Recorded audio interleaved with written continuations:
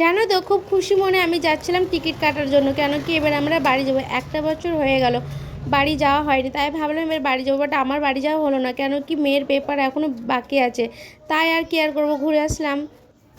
আমি বাড়িতে চলে এসেছি আর বাড়িতে এসে বসে পড়েছি। আর আমি এতটাই মাথা মোটা গোবিন্দ যে আমি যখন যে কিছু ভিডিও ক্লিপ নেবো, যে একটা ব্লগ তৈরি করব, সেটা আর আমার সময় হয়ে ওঠেনি।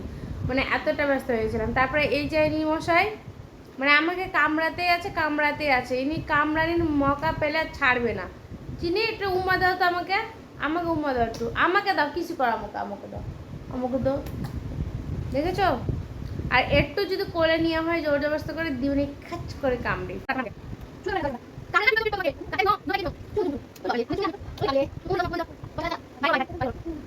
আইসক্রিমটা নিয়ে এসেছিলাম, নিয়ে এসে ফ্রিজে রেখেছিলাম। কিছুটা আমরা খেয়ে, মানে কিছুটার মধ্যে একদমই কিছুটা খেয়েছিলাম, অনেকটা রাখা ছিল। আর আমার মেয়ে টিউশনে যাওয়ার আগে বাইরে ফ্রিজে রাখা ছিল আইসক্রিমটা, কখন চুরি করে করে খেয়ে নিয়েছে।